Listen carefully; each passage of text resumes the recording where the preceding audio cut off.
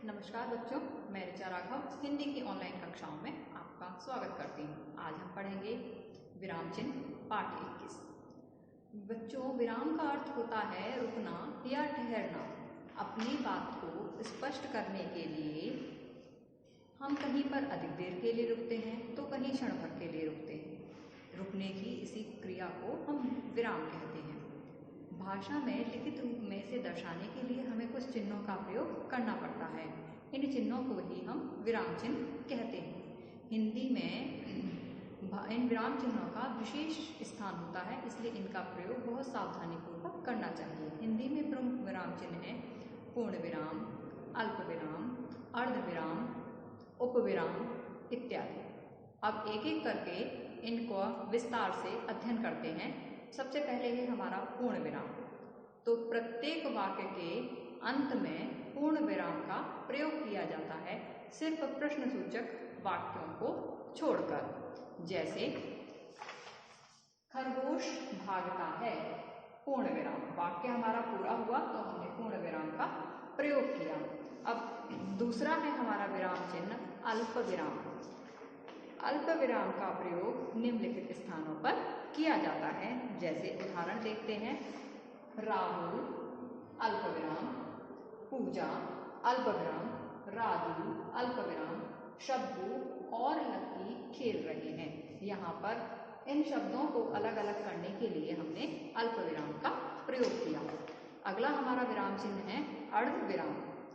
अर्ध विराम पूर्ण विराम से लगभग आधा समय रुकने के लिए अर्ध विराम का प्रयोग किया जाता है।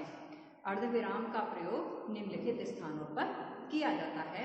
जैसे परिश्रम ही जीवन है, अर्ध विराम आलस्य मृत्यु है, पूर्ण विराम। वाक्य पूरा हुआ तो पूर्ण विराम।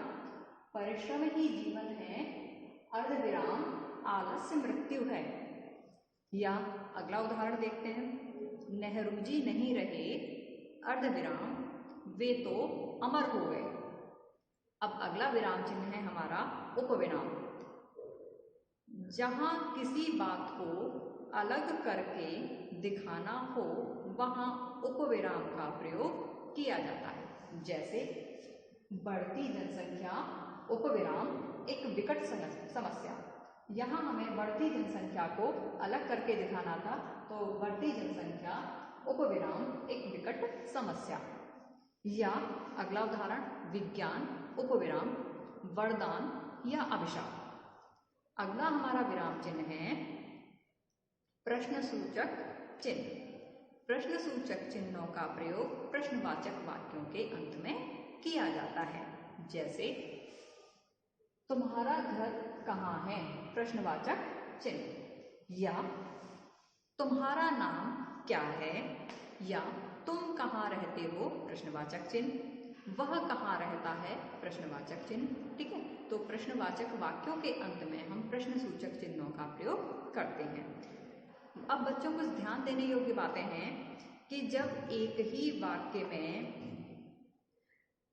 कई उपवाक्य प्रश्नवाचक उपवाक्य हों तो उन सभी उपवाक्यों को हम अल्प विराम की सहायता से जोड़ देते हैं और वाक्य के अंत में हम प्रश्नवाचक चिन्ह लगा देते हैं। जैसे उदाहरण देखते हैं, एक मैं कौन हूँ, क्या करता हूँ, कहाँ जाता हूँ, क्या खाता हूँ, किससे मिलता हूँ, इससे आपको क्या मतलब, प्रश्नवाचक चिन्ह।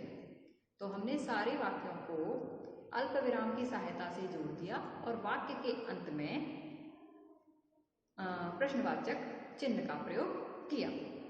या संदेह प्रकट करने के लिए भी हम प्रश्नवाचक चिन्ह का प्रयोग करते हैं। जैसे क्या कहा, वह तुम्हारा घर है, क्या कहा, वह तुम्हारा घर है। तो यहाँ पर हमने प्रश्नवाचक चिन्ह के माध्यम से संदेह प्रकट किया। अब अगला हमारा विराम चिन्ह है विस्मय आदिबोधक चिन्ह। बच्चों, विस्मय आदिबोधक चिन्ह का प्रयोग हर्ष, घृणा, शोक, विस्मय, आश्चर्य आदि के भाव प्रकट करने के लिए किया जाता है या किसी को जब संबोधित करना हो। जैसे हे ईश्वर मेरी सहायता करना। हे ईश्वर जिसमें आदि सूचक चिन्ह मेरी सहायता करना। या आहा कितना मीठा आम है। या हाय मेरी तो दुनिया ही लुट गई। अरे यह तस्वीर तुमने बनाई है। आश्चर्य प्रकट करने के लिए अरे यह तस्वीर तुमने बनाई है। अगला हमारा विराम चिन्ह है योजक या विभाजक चिन्ह। इसका प्रयोग निम्नलिखित स्थितियों में किया जाता है। सामासिक पदों में, जैसे रात दिन, माता पिता, भाई बहन। या इसका प्रयोग तुलना करने में किया जाता है, जैसे राम सी पितृभक्ति। या और के अर्थ में भी इसका प्रयोग किया जाता है, जैसे राम रावण संवाद, अर्थात राम और रावण का संवाद। एक जैसे शब्दों में भी योजक या विभाजक चिन्ह का प्रयोग किया जाता है, जैसे धीरे धीरे, जल्दी जल्दी, आगे आगे। अगला इसका प्रयोग संख्या शब्दों के बीच में भी किया जाता है, जैसे एक चौथाई, एक तिहाई। अगला हमारा विराम चिन्ह है निर्देशक चिन्ह। इसका प्रयोग निम्नलिखित स्थितियों में किया जाता है। पहला, कहना, बोलना, लिखना, बताना शब्दों के बाद निर्देशक चिन्ह का प्रयोग किया जाता है, जैसे महात्मा गांधी ने कहा सदा सत्य पर अटल रहो। या दूसरा उदाहरण, नेहरू जी ने कहा आराम हराम है। अगला हमारा इसका प्रयोग व्यक्ति, ग्रंथ या उपनाम के साथ इकहरे उद्धरण चिन्ह लगाए जाते हैं, जैसे गीता, इकहरा उद्धरण चिन्ह हमारा पवित्र ग्रंथ है। या सूर्यकांत त्रिपाठी निराला। निराला यहाँ उनका उपनाम है, तो निराला शब्द को इकहरे उद्धरण चिन्ह में लिखेंगे। अगला हमारा विराम चिन्ह है विवरण चिन्ह। इसका प्रयोग निरंतर चल रहे वाक्य से अगली पंक्ति में लिखे गए वाक्यांश के लिए किया जाता है, जैसे वनों के लाभ,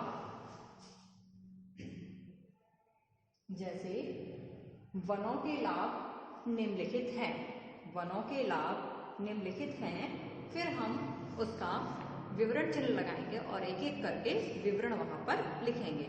या संज्ञा के निम्नलिखित भेद हैं, तो एक एक करके फिर संज्ञा के भेदों को लिखेंगे। अगला हमारा विराम चिन्ह है कोष्ठक। कोष्ठक का प्रयोग वाक्य के बीच में शब्दों का अर्थ स्पष्ट करने के लिए इसका प्रयोग किया जाता है, जैसे वह प्रियंवदा। अब प्रियंवदा का यहाँ हमें अर्थ स्पष्ट करना है, तो हम कोष्ठक लगाएंगे और प्रिय बोलने वाली स्त्री लिख करके कोष्ठक बंद करेंगे, तो वाक्य हो जाएगा वह प्रियंवदा है। प्रियंवदा का यहाँ अर्थ स्पष्ट करने के लिए हमने कोष्ठक का प्रयोग किया। अगला हमारा विराम चिन्ह है लाघव चिन्ह। किसी शब्द को संक्षिप्त करने के लिए हम लाघव चिन्ह का प्रयोग करते हैं, जैसे डॉक्टर शब्द को संक्षिप्त रूप में लिखने के लिए हम डॉक्टर को संक्षिप्त करके लाघव चिन्ह के साथ लिखेंगे। इसी तरह से प्रोफेसर को संक्षिप्त करके हम लाघव चिन्ह के साथ उसे संक्षिप्त करेंगे। अगला हमारा विराम चिन्ह है त्रुटिपूरक चिन्ह।